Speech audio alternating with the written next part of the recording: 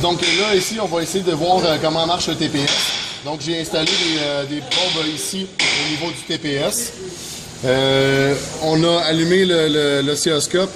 Moi, je vais sélectionner component de test pour aller chercher le capteur qui est le TPS. Donc capteur, je vais descendre en bas ici TPS sensor. Je vais le remonter sur le curseur, select. La wave que je serais supposé d'avoir, tout dépend comment je fais l'ouverture.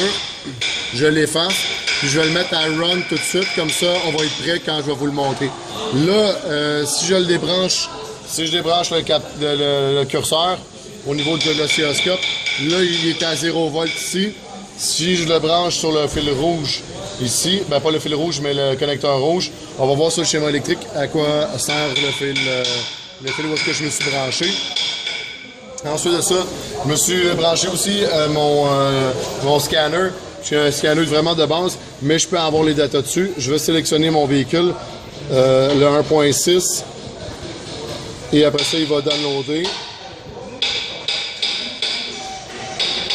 C'est quand même, ça prend quelques minutes avant que ça upload. Ça, je peux le laisser tranquille, juste pour l'instant. Après ça, sur mon schéma électrique, je peux regarder, je vais le mettre sur le moteur pour qu'on puisse le voir. Ça a quand même 4 pages. On voit, il y a un de mes élèves qui a dessiné les fils. Donc, il y a un qui est le gris, qui est le signal, le green, qui est la masse, et le 5 volts de référence, qui est le green and black. Fait qu'on voit pas les couleurs, mais j'ai juste montré.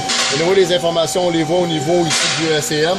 C'est pas trop grave si on les voit pas sur la vidéo. Anyway, de toute façon, chaque véhicule est différent, donc vous devez sortir votre engine performance pour pouvoir faire vos tests.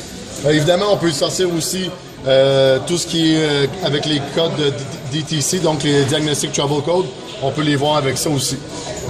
Donc, j'ai dit tantôt, mon signal, j'ai mis une probe qui était jaune. Mon ground, j'ai mis une probe noire. Et mon 5 volts de référence ici qui est en rouge. Donc la première chose que j'ai checké, évidemment, c'est en ce moment il est branché sur le rouge, c'est mon 5 volts de référence qui est constant. Si je ne l'avais pas, je vais être juste disconnecté. Juste, tu peux toujours filmer l'écran ici. Moi, je vais disconnecter la probe rouge. On voit qu'il va tomber à 0 volts. Donc comme ça, je peux voir si j'ai du 5 volts de référence. Je l'ai replugué. Puis évidemment, si on regarde la batterie, mon autre probe est sur le négatif de la batterie. Je l'ai connecté ici. Évidemment, un oscilloscope, c'est comme un multimètre. Il fait une différence. Donc 5 volts, puis mon 0 qui est mon négatif de batterie, là, je peux le voir. Après ça, je peux évidemment voir mon ground s'il est bon. Je change ma probe ici. Évidemment, il ne changera pas sur mon oscilloscope, il va toujours être à 0. Mais si je veux voir s'il fonctionne, j'ai juste à le mettre, changer de place sur mon positif. Et je vais voir ici. On ne le voit pas à l'écran parce qu'il est allé, mon échelle n'est pas assez haute. Il faudrait que je mette à 2 volts par division, même 3. Donc, ma connexion n'est pas très bonne en ce moment. Mais je verrai que ça, c'est mon... je me suis trompé parce que j'ai inversé les probes. Donc, celle-là ici, mon négatif ici. Donc, on voit ici, c'est mon 12 volts ici. Là, je viens de confirmer que mon négatif au niveau de mon capteur, il est bon. Évidemment, je me suis toujours back-probé en arrière de mon connecteur. On n'utilise jamais de test light ou de lampe témoin au niveau de capteur ou même de circuit avec des ordinateurs. Je vais maintenant regarder mon signal, c'est celui qui m'intéresse. C'est celui que, dans le fond, mon ECM ou mon module va voir. Puis moi, je veux vérifier s'il est bien et où il est bon, ou il n'y a pas de coupure au niveau de mon capteur. Je vais rechanger l'échelle. Je vais mettre à 1 volt par division. Le temps en secondes, ça va pour l'instant. Évidemment, j'ai pas besoin de démarrer la voiture.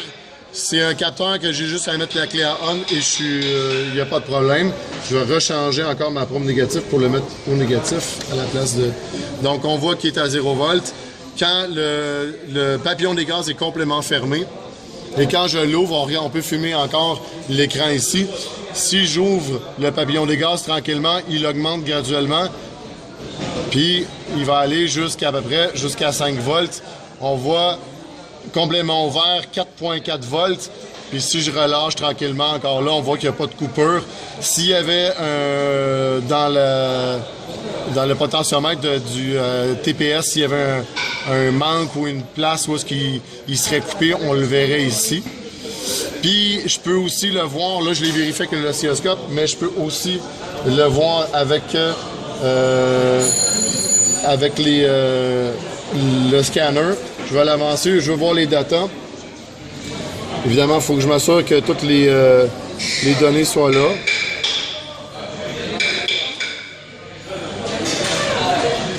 Ça prend un peu de temps, évidemment. Moi, je veux toute la liste au complet, puis je vais pouvoir voir le TPS. Le TPS, pour l'instant, je ne le vois pas. Je vais descendre sur le curseur. Sur des scanners qui sont très de base, là, je pourrais prendre d'autres scanners qui sont plus performants, mais pour l'instant, mon Dieu, je ne l'ai même pas, je pense.